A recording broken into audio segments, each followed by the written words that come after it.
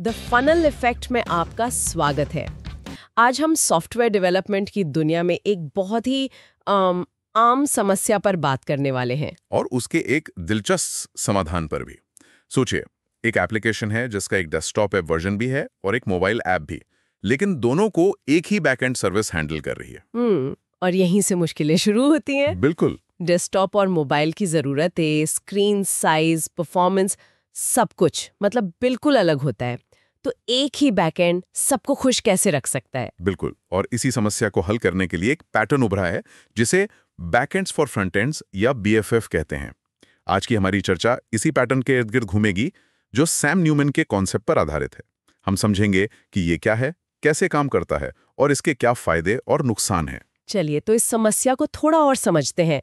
जब एक ही backend service multiple front ends को सर्व करती है, जैसे डेस्कटॉप और मोबाइल, तो कंपीटिंग डिमांड्स पैदा होती है। हाँ। मोबाइल टीम को एक लाइट वेट रिस्पॉन्स चाहिए, जबकि डेस्कटॉप टीम को ज्यादा डेटा एक साथ चाहिए। इससे डेवलपमेंट में एक बॉटलनेक पैदा होता है। बॉटलनेक। हाँ, एक फ्रंट एंड टीम की रिक्वेस्ट पर किए गए बदलाव को दूसरी टीम्स के साथ वैलिडेट करना पड़ता है। इससे एक ही डिप्लॉयबल रिसोर्स पर बहुत ज्यादा दबाव बनता है और डेवलपमेंट प्रोसेस वो स्लो हो जाता है। मतलब एक तरह का one size fits all approach, जो असल में किसी के लिए भी परफेक्टली फिट नहीं होता। एग्जैक्टली। और इससे फ्रंट एंड और बैक एंड टीम्स के बीच एक डिस्कनेक्ट भी बन सकता है। यहीं पर बैकएंड्स फॉर फ्रंट एंड्स यानी BFF पैटर्न आता है। या इसका कोर आइडिया बहुत सिंपल है। क्या है वो? हर क्लाइंट इंटरफेस के लिए एक अलग डेडिकेटेड बैकएंड सर्विस बनाना। अच्छा। तो मोबाइल ऐप के लिए एक मोबाइल BFF होगा और डेस्कटॉप वेब UI के लिए एक डेस्कटॉप BFF होगा। ये BFF सर्विसेज क्लाइंट यानी फ्रंट एंड और मेन बैकएंड सर्विस के बीच में एक लेयर की तरह काम करती है। अच्छा, तो ये हर फ्रंट एंड के लिए एक टेलर मेड बैक एंड बनाने जैसा है? बिल्कुल। इससे तो क्लाइंट एक्सपीरियंस को कस्टमाइज करना बहुत आसान हो जाता होगा, बिना दूसरे इंटरफेस को छेड़े। एग्जैक्टली। इससे हर फ्रंट एंड टीम को ऑटोनॉमी मिलती है। ऑटोनॉमी? कैसे? वो अपनी BFS सर्विस को खुद मैनेज कर सकती हैं, अपनी लैंग्वेज चुन सकती हैं, अपना रिलीज शेड्यूल तय कर सकती हैं और फीचर्स को इंटीग्रेट कर सकती हैं। मतलब उन्हें एक सेंट्रलाइज्ड बैकएंड टीम पर निर्भर नहीं रहना पड़ता। हाँ, बिल्कुल। यहाँ ये भी बताया गया है कि जहाँ ट्रेडिशनली REST APIs का इस्तेमाल होता था, वहीं अब GraphQL भी एक ऑल्टरनेटिव के तौर पर उभर रहा है। सही। जो क्लाइंट्स को जरूरत के हिसाब से डेटा रिक्वेस्ट करने की सुविधा देता है, जिससे कभी-कभी BFS लेयर की जरूरत ही खत्म हो जाती है। ये एक बहुत वैलिड पॉइंट है और हम इस पर वापस आएंगे। हालांकि ये पैटर्न हर समस्या का हल नहीं है। अच्छा। इसी इम्प्लीमेंट करने से पहले कुछ चीजों पर विचार करना जरूरी है। सबसे पहला है ऑपरेशनल ओवरहेड। ऑपरेशनल ओवरहेड मतलब ज्यादा सर्विसेज? हाँ, ज्यादा सर्विसेज का मतलब है ज्यादा मेंटेनेंस, ज्यादा डिप्लॉयमेंट और ज्यादा सिक्योरिटी नीड्स। और परफॉर्मेंस का क्या? एक एक्स्ट्रा लेयर जोड़ने से लेटेंसी यानी रिस्पॉन्स टाइम बढ़ सकता है, क्योंकि क्लाइंट अब सर्विस से डायरेक्टली बात नहीं कर रहा। बिल्कुल। एक और बड़ा पॉइंट है कोड डुप्लीकेशन का। Code duplication? क्योंकि हर BFF एक स्पेसिफिक क्लाइंट के लिए है, तो कुछ बिजनेस लॉजिक या डेटा ट्रांसफॉर्मेशन कोड डुप्लीकेट हो सकता है। तो यहाँ ट्रेड ऑफ है code duplication versus a better tailored experience. सही।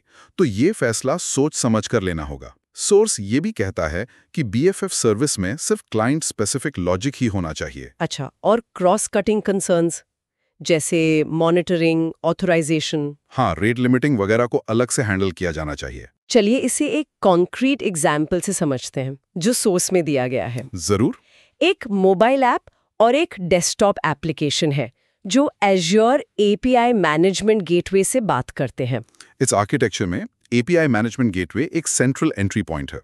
ये ऑथराइजेशन जो माइक्रोसॉफ्ट एंट्रा ID के जरिए होता है, मॉनिटरिंग जिसमें वो Azure मॉनिटर में लॉग्स भेजता है और रिक्वेस्ट कैशिंग जैसे कॉमन टास्क को हैंडल करता है। गेटवे के बाद मोबाइल ऐप और डेस्कटॉप ऐप के लिए अलग-अलग BFF सर्विसेज हैं, हाँ? जो Azure फंक्शंस पर सर्वलेस तरीके से चल रही हैं। और मोबाइल BFF बैंडविड्थ बचाने के लिए लाइट वेट रिस्पॉन्स देता है, जबकि डेस्कटॉप वो एक इमर्सिव एक्सपीरियंस के लिए मल्टीपल पेजेस का डेटा एक ही रिक्वेस्ट में एग्रीगेट करके देता है। रिक्वेस्ट फ्लो को समझना दिलचस्प होगा। हाँ, चलिए देखते हैं। फ्लो ए है mobile first request. Mobile client page 1 के लिए रिक्वेस्ट भेजता है, API मैनेजमेंट टोकन वैलिडेट करता है, लॉग रिकॉर्ड करता है और रिक्वेस्ट को मोबाइल BFF को भेजता है। और फिर BFF। Mobile BFF micro services से डेटा लेके सिंगल पेज रिस्पॉन्स क्लाइंट को भेज देता है। सिंपल। अब flow B, mobile cached request. जब मोबाइल क्लाइंट वही रिक्वेस्ट दोबारा भेजता है तब क्या होता है? तब API मैनेजमेंट उसे पहचान लेता है और अपनी कैश से रिस्पॉन्स तुरंत लौटा देता है। वाह, मतलब रिक्वेस्ट BFF तक जाती ही नहीं। बिल्कुल नहीं। अब आते हैं फ्लो C पर, desktop first request. Desktop client request भेजता है।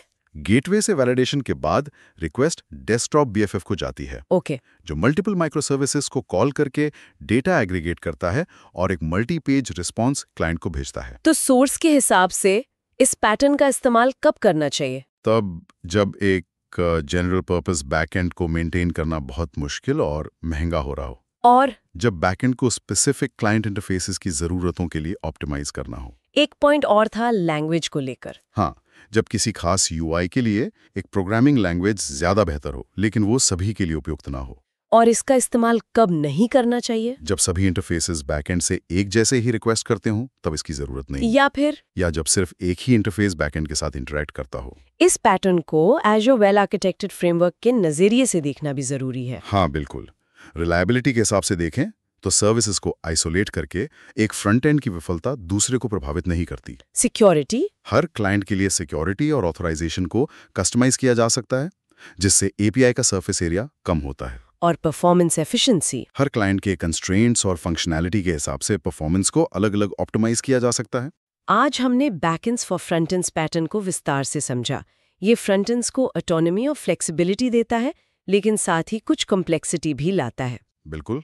और स्रोत में कुछ और संबंधित पैटर्न्स का भी जिक्र है, जैसे गेटवे एग्रीगेशन, गेटवे ऑफलोडिंग और गेटवे राउटिंग। हाँ, ये सोचने पर मजबूर करता है कि BFF पैटर्न इन दूसरे गेटवे पैटर्न्स के साथ मिलकर कैसे एक और भी ज्यादा रोबस्ट और एफिशिएंट सिस्टम बना सकता है। एग्जैक्टली। शायद ये आगे की खोज का एक दिलचस्प विषय हो। द फनल इफेक्ट देखने के लिए धन्यवाद।